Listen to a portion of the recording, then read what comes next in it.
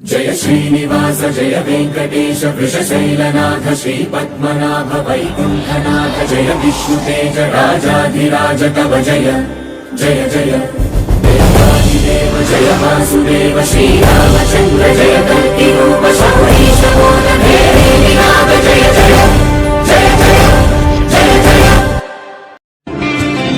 एकदन्ताय विद्महे वक्रतुण्डाय धीमहि तन्नो दन्ति प्रचोदयात्।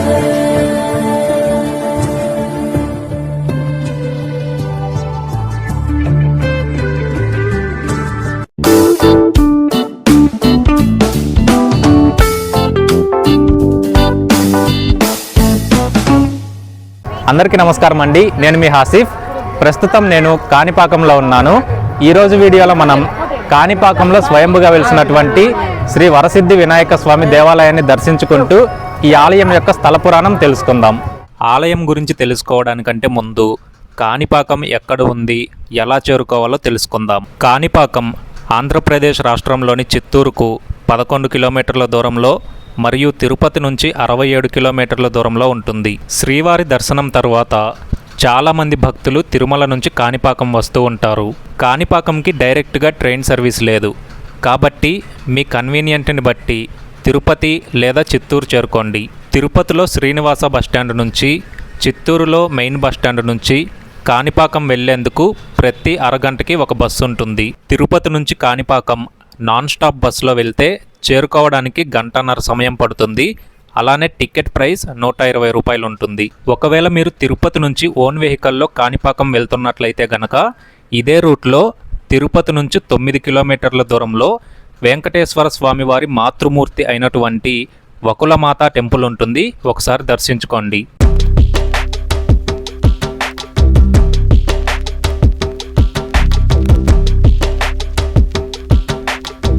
కాణిపాకం రీచ్ అవ్వగానే ఎంట్రన్స్లో ఒక పెద్ద ఆర్చ్ ఉంటుంది. ఇది టెంపుల్ దగ్గరకు వెళ్లేందుకు మెయిన్ ఎంట్రన్స్.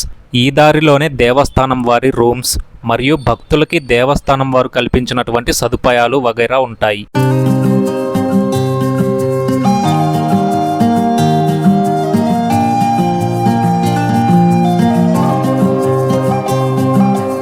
ఈ ఆర్చ్ నుంచి ఆలయం 1/2 కిలోమీటర్ దూరంలో ఉంటుంది.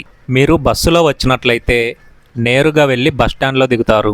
ఆలయం కూడా బస్టాండ్కి దగ్గరగా ఉంటుంది. ఒకవేళ మీరు ఓన్ వెహికల్లో వస్తే ఈ ఆర్చ్ నుంచి 100 మీటర్లు లోపలికి రాగానే మీ వెహికల్ పార్క్ చేసుకునేందుకు గాను పార్కింగ్ ఫీ పే చేయాల్సి ఉంటుంది. కార్ అయితే 50 రూపీస్, టెంపో అయితే 80 రూపీస్. ఇక్కడి నుంచి కొంచెం ముందుకు వస్తే ఆర్టీసీ బస్టాండ్ని చేరుకుంటారు. పార్కింగ్ ఏరియా కూడా బస్టాండ్కి పక్కనే ఉంటుంది.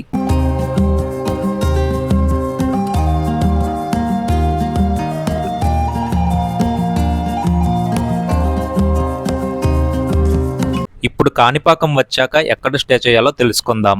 అలానే కాణిపాకంలో భక్తులకి ఉన్నటువంటి వివిధ సదుపాయాల గురించి కూడా చెప్తాను. కాణిపాకంలో స్టే చేయడానికి మనకి 2 ఆప్షన్స్ ఉంటాయి. మొదటిది దేవస్థానం వారి రూమ్స్, రెండవది దేవస్థానం వారి ఉచిత డార్మెటరీ. ఇందాక మీరు ఆర్చ్ నుంచి లోపలికి వెళ్తే ఆర్టీసీ బస్టాండ్ ఉంటుంది అని చూపించాను కదా. బస్టాండ్ కంటే ముందు మీకు ఇలాంటి 2 బిల్డింగ్స్ కనిపిస్తాయి. ఇవే దేవస్థానం వారి రూమ్స్. ఈ రూమ్స్ని డైరెక్ట్గా ఇక్కడికి వచ్చి తీసుకోవచ్చు మరియు ఆన్లైన్లో కూడా బుక్ చేసుకోవచ్చు. రండి లోపలికి వెళ్దాం. ఈ దేవస్థానం వారి వసతి గదులు కేవలం ఫ్యామిలీస్కి మాత్రమే ఇస్తారు. పెళ్లి కాని జంటలకి కానీ, ఆడ మగ ఫ్రెండ్స్కి కానీ, అలానే సింగిల్గా వచ్చిన వాళ్ళకి కానీ ఇక్కడ రూమ్స్ అయితే ఇవ్వరు. ఇక్కడ AC rooms, non AC rooms, అలానే సూట్ రూమ్స్ అందుబాటులో ఉన్నాయి. బయట ప్రైవేట్ రూమ్స్ కంటే దేవస్థానం వారి రూమ్స్ మనకి చాలా తక్కువ ధరలో లభిస్తాయి. దేవస్థానం వారి రూమ్స్ యొక్క ప్రైస్ డీటెయిల్స్ మీరు ఇక్కడ చూడవచ్చు.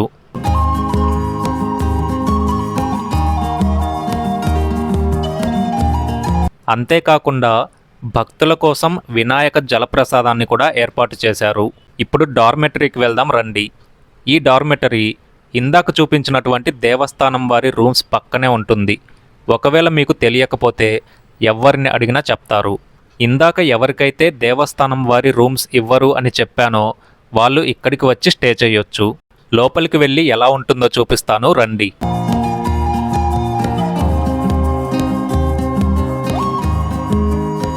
డార్మెటరీ బయట వాతావరణం చాలా ఆహ్లాదకరంగా ఉంది. అలానే ఇక్కడ కూడా భక్తుల కోసం జలప్రసాదాన్ని ఏర్పాటు చేశారు. డార్మెటరీ అంటే రూమ్స్ ఉండవు, ఒక పెద్ద హాల్ ఉంటుంది, అందులో లాకర్స్ ఉంటాయి. ఇక్కడికి వచ్చి మీ ఆధార్ కార్డు చూపిస్తే ఉచితంగా మీకు ఒక లాకర్, ఒక చాప ఇస్తారు. ఇక్కడ బాత్రూమ్స్ మరియు టాయిలెట్స్ కూడా ఉన్నాయి. ఇక్కడే స్నానం చేసి లాకర్లో మీ లగేజ్ని భద్రపరుచుకొని హ్యాపీగా దర్శనానికి వెళ్ళి రావచ్చు. ఇక్కడ టాయిలెట్స్ కూడా చాలా నీట్గా ఉన్నాయి. ఒకవేళ మీరు వచ్చిన రోజే దర్శనం చేసుకుని వెళ్ళిపోవాలి అనుకుంటే ఖర్చు లేకుండా డార్మెటరీలో ఉండండి. లేదు ఈ నైట్కి ఇక్కడే ఉండి తరువాతి రోజు వెళ్తాం అనుకుంటే మీ పరిస్థితిని బట్టి డార్మెటరీలో ఉండాలా లేదా రూమ్ తీసుకోవాలా అని డిసైడ్ అవ్వండి.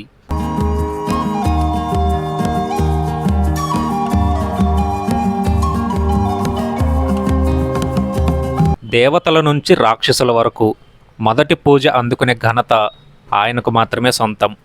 ఆయన నవరాత్రులు వస్తున్నాయంటే చాలు, పిల్లల నుంచి పెద్దవాళ్ళ వరకు ఊరంతా హడావిడిగా ఉత్సాహంతో వెలిగిపోతుంది. మరి అలాంటి పర్వదినాల సమయంలో మీరు కాణిపాకం వచ్చినప్పుడు రూమ్స్ కానీ లాకర్స్ కానీ దొరక్కపోతే ఏం చేయాలి, ఎక్కడ ఉండాలి అనే డౌట్ మీకు వచ్చే ఉంటుంది కదా. అలాంటి పర్వదినాల సమయంలో భక్తుల రద్దీని దృష్టిలో పెట్టుకున్న దేవస్థానం వారు ఆర్చ్ నుంచి బస్టాండ్కు వచ్చే దారి పొడవునా మరుగుదొడ్లు మరియు స్నానం చేసేందుకు వీలుగా పైప్ లైన్ షవర్స్ని ఏర్పాటు చేశారు.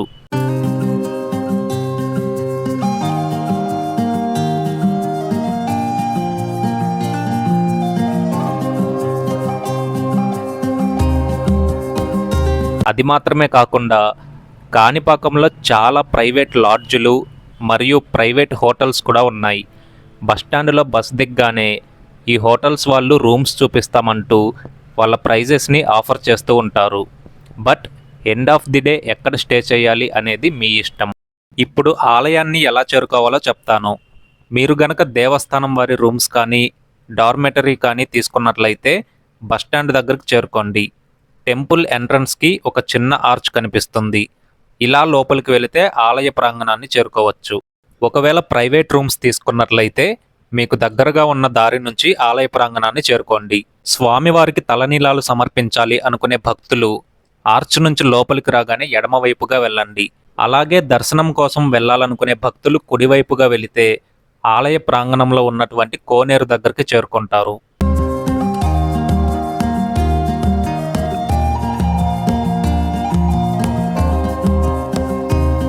ఇప్పుడు ఆలయం చుట్టూ ఎక్కడెక్కడ ఎలాంటి వసతులున్నాయో చూద్దాం రండి. ఆర్చ్ నుంచి లోపలికి రాగానే ముందుగా మనకి నిత్య అన్నదాన భవనం కనిపిస్తుంది.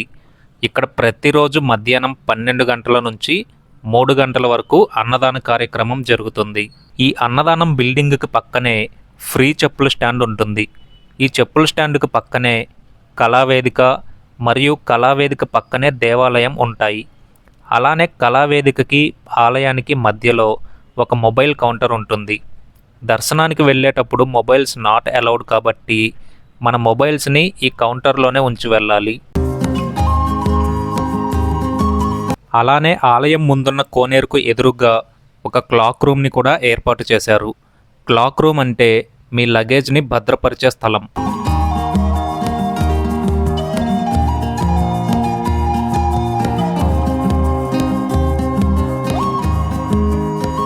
ఇక దర్శనం విషయానికి వస్తే దర్శనానికి వెళ్లే ముందు ఎవరైనా కొబ్బరికాయలు కొట్టాలనుకుంటే ఆలయానికి కుడివైపున కొబ్బరికాయలు కొట్టే స్థలం ఉంటుంది.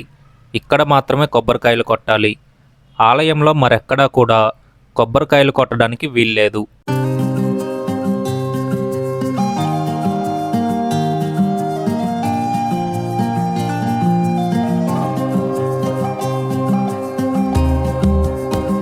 రండి, ఇప్పుడు మనం శ్రీ వరసిద్ధి వినాయక స్వామి వారి దర్శనానికి వెళ్దాం. ఇక్కడ ఉచిత దర్శనంతో పాటుగా పెయిడ్ దర్శనం మరియు శీఘ్ర దర్శనం, విఐపి దర్శనం ఇలా చాలా రకాల దర్శనాలు ఉన్నాయి. ముందుగా ఉచిత దర్శనానికి ఎలా వెళ్ళాలో చెప్తాను. భక్తుల రద్దీ ఎక్కువగా ఉన్న సమయాల్లో ఇందాక అన్నదానం బిల్డింగ్ చూపించాను కదా, అక్కడి నుంచి ఉచిత దర్శనానికి వెళ్ళడానికి క్యూ లైన్స్ మొదలవుతాయి. ఉచిత దర్శనం యొక్క టైమింగ్స్ని మీరిక్కడ చూడొచ్చు.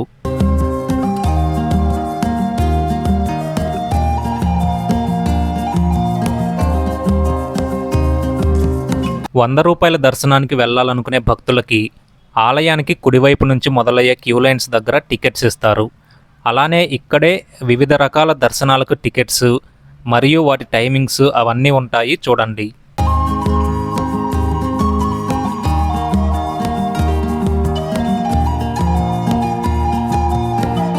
అలానే విఐపి దర్శనానికి సంబంధించినటువంటి ఎంట్రన్స్ ఆలయానికి ఎడమ వైపున ఉంటుంది.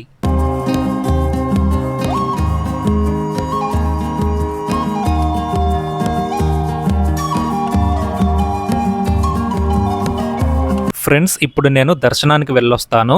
ఈ లోపల ఈ ఆలయానికి సంబంధించినటువంటి స్థల పురాణం చెప్తాను, వినండి.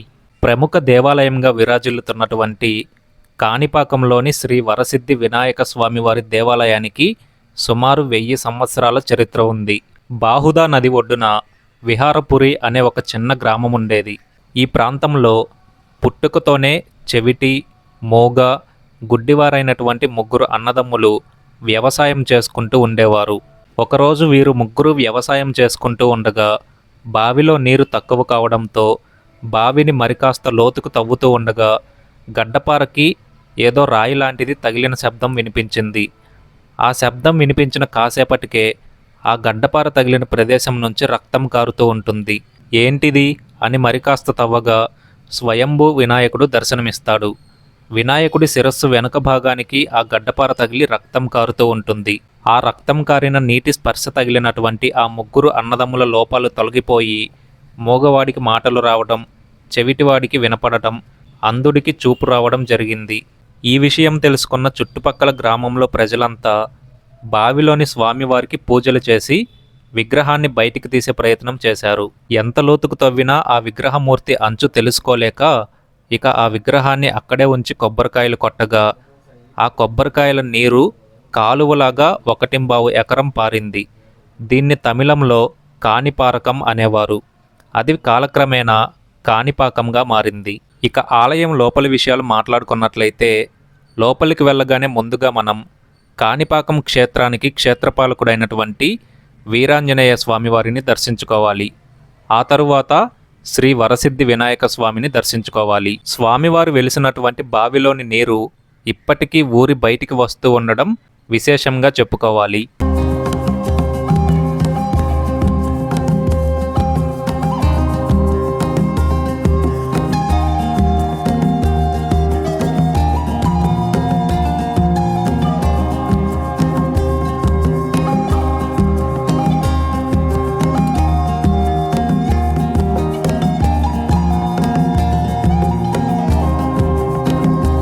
మొదట్లో ఈ ఆలయం చాలా చిన్నదిగా ఉండేది. తరువాతి కాలంలో పెద్దదిగా పునర్నిర్మించారు. ప్రస్తుతం ఆలయంలో స్వామివారు మనకి ఈ విధంగా దర్శనమిస్తారు.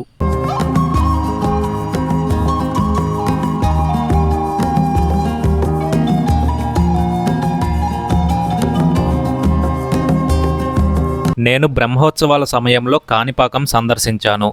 బ్రహ్మోత్సవాల సమయంలో ఆలయ ప్రాంగణం ఎలా ఉంటుందో చూడండి.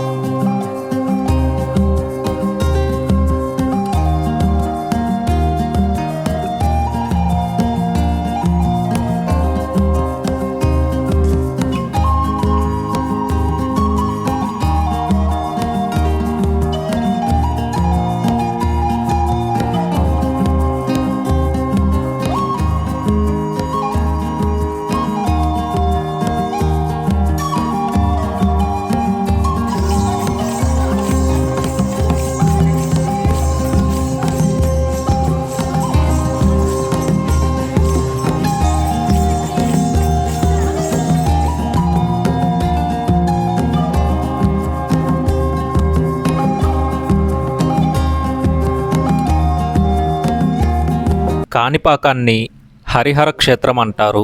ఎందుకు అనే విషయం తర్వాత చెప్తాను. ఇక దర్శనం అయ్యాక ఆలయం వెనుక గోపురం నుంచి బయటికి రాగానే ప్రసాదం కౌంటర్స్ ఉంటాయి. ప్రసాదం తీసుకున్నాక పక్కనే మనకి శివుడి విగ్రహం దర్శనమిస్తుంది. ఇక్కడ ఒకే ప్రాంగణంలో శైవ దేవాలైనటువంటి వినాయకుడు, మణికంఠేశ్వర ఆలయాలు మరియు వైష్ణవ దేవాలయం అయినటువంటి వరదరాజస్వామి ఆలయాలు ఉన్నాయి. అందుకే ఈ క్షేత్రాన్ని హరిహర క్షేత్రం అంటారు. ఇప్పుడు మనం మణికంఠేశ్వర ఆలయాన్ని సందర్శిద్దాం రండి.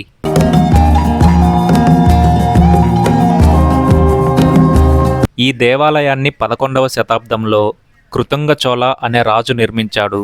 ఆలయం లోపలికి రాగానే శివపార్వతులు, వినాయక కుమారస్వామి విగ్రహాలు చాలా అందంగా కనిపిస్తాయి.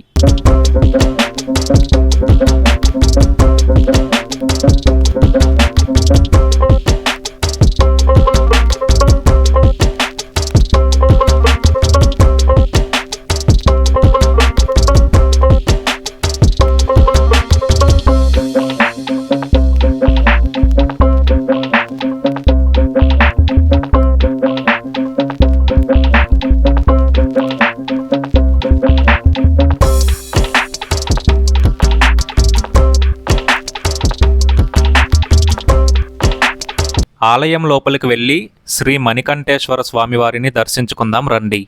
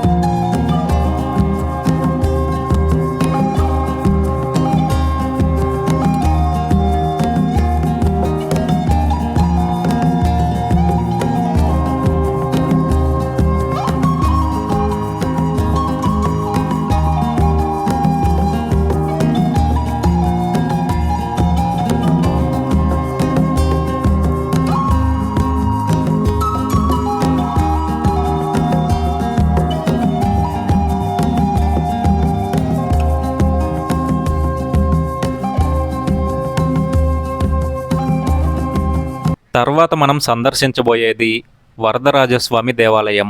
ఈ దేవాలయం కోనేరుకి పక్కనే ఉంటుంది.